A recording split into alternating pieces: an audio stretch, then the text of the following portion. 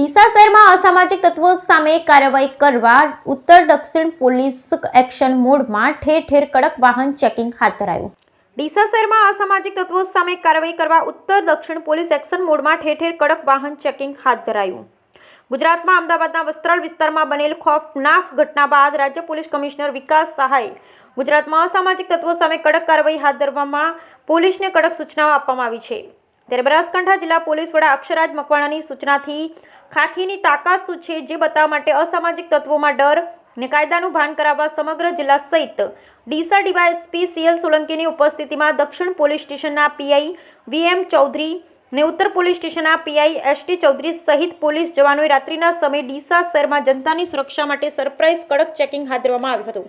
Deesa DYSP CL સોલંકીની ઉપસ્થિતિમાં શહેર police દ્વારા દીપક હોટલ સર્કલ, બગીચા circle, Maharana Pratap high school circle સહિતના વિસ્તારોમાં સરપ્રાઇઝ ચેકિંગ હાથ ધરાયું હતું। ગુજરાત રાજ્ય પોલીસ ડીજીપી દ્વારા અસામાજિક તત્વો પર અંકુશ મેળવવા તેમજ જનતાને હેરાન કરતા માથાભારે તત્વોની શાન ઠેકાણે લાવવા ડીસા પોલીસ પણ એક્શન મોડમાં જોવા મળી રહી છે। ડીસા શહેર પોલીસ વાહન ચેકિંગ દરમિયાન બ્લેક ફિલ્મ લગાવી દોડતા 4-વ્હીલર ગાડીઓને બ્લેક ફિલ્મ પટ્ટી દૂર કરવામાં આવી હતી। સાથે નશાની હાલતમાં ગાડી ચલાવતા અને વાહનોમાં ધોકા લાકડી મળી આવતા ગાડીઓ ડિટેન કરવામાં આવી હતી। જ્યારે ડીસા શહેરમાં અસામાજિક તત્વો હેરાન પરેશાન કરતા હોય તો પોલીસને જાણ કરવા માટે ડીવાયએસપી સીએલ સોલંકીએ જણાવ્યું હતું।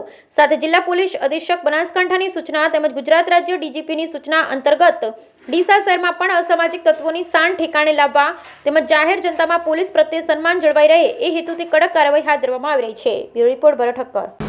ઓકે, ડીજીપી શ્રીના આદેશ બાદ ગુજરાત પોલીસ દ્વારા અને ખાસ કરીને બનાસકાંઠા પોલીસ દ્વારા તમામ એવા ગુંડા તત્વોની એક યાદી તૈયાર કરવામાં આવી છે કે જેઓ અસામાજિક પ્રવૃત્તિ સાથે સંકળાયેલા હોય, ખાસ કરીને શરીર સંબંધી ગુનાની સાથે, ખાસ કરીને વારંવાર ચોરીના ગુનાઓની સાથે અને પ્રોહિબિશન અને એનડીપીએસ જેવા ગુનાઓની સાથે જે લોકો સંકળાયેલા હોય। આ ઉપરાંત બનાસકાંઠા જિલ્લો જે છે એ રાજસ્થાનની સાથે આશરે 285 કિલોમીટર જેટલી એક લાંબી બોર્ડર ધરાવે છે અને ઘણી મહત્ત્વની અને મોટી ચેકપોસ્ટ જે છે એ બનાસકાંઠાની અંદર આવેલી હોય।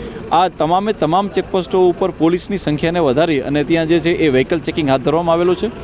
ખાસ કરીને એલસીબીની ટીમને લગાડી લોકલ પોલીસની સાથે રહી આવા લોકો કે જે કોઈ લિકરનું સેવન કરીને આવતા હોય કે નશાની હાલતમાં આવતા હોય એવા તમામ લોકોને બ્રેથ એનાલાઇઝરનો ઉપયોગ કરીને હાલમાં ચેક કરવામાં આવી રહ્યા છે। આ સિવાય મોટા ટ્રકોમાંથી કે કોઈપણ નાની ગાડીમાંથી પણ જો માદક પદાર્થો જઈ રહ્યા હોય તો એનું સઘન ચેકિંગ થાય એના માટે એસઓજીની ટીમને સ્નિફર ડોગની સાથે રાખીને હાલમાં ચેકિંગ કરવામાં આવી રહ્યું છે।